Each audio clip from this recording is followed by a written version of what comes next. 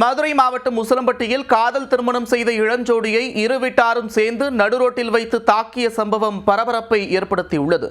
ஒரே சமூகத்தைச் சேர்ந்த காதல் ஜோடி மீது அவர்களது குடும்பத்தினரே தாக்குதல் நடத்தியது ஏன்?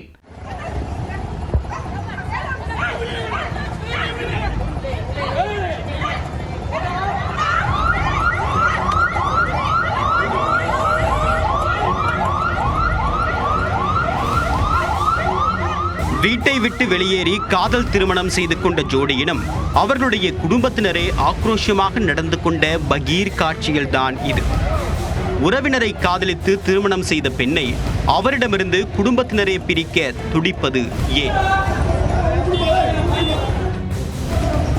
மதுரை மாவட்டம் உசிலம்பட்டி அருகே உள்ள மானூத்து கிராமத்தை சேர்ந்தவர்கள் ஐயாசாமி, கவினாஸ்ரீ.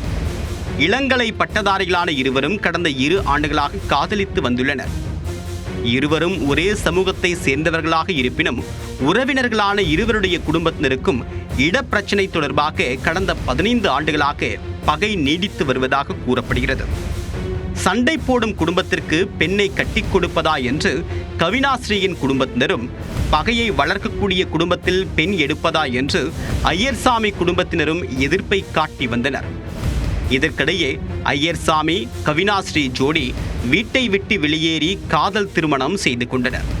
வீட்டிற்கு தெரிந்தால் பிரச்சனை பெரிதாகிவிடும் என்று நினைத்து பாதுகாப்பு கேட்டு உசிலம்பட்டி அனைத்து மகளிர் காவல் நிலையத்தில் தஞ்சமடைய போலீசார் இரு வீட்டாரையும் அழைத்து பேச்சுவார்த்தை நடத்தினர். ஆனால் அதில் உடன்பாடு ஏற்படாத நிலையில் காதல் ஜோடி மேஜர் என்பதால் ஐயர்சாமியுடன் கவினாஸ்ரீயை போலீசார் அனுப்பி வைத்தனர்.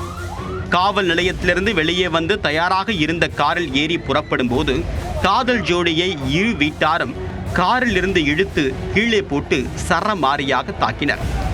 பெண்ணை சாலையில் தரதரவென்று இழுத்து சென்று ஆவேசமாக நடந்து கொண்டதால் அந்த பகுதியில் பெரும் பரபரப்பு ஏற்பட்டது. தொடர்ந்து காவலர்கள் இரு வீட்டாரையும் காவல் நிலையம் அழைத்து சென்று சம்பவம் தொடர்பாக விசாரணை மேற்கொண்டனர். காதல் திருமணம் செய்த இளம் ஜோடியை காவல் நிலையம் முன்பு வைத்து இரு வீட்டாரும் தாக்கிய சம்பவம் உசிலம்பட்டியில் பெரும் அதிர்வலைகளை ஏற்படுத்தியுள்ளது.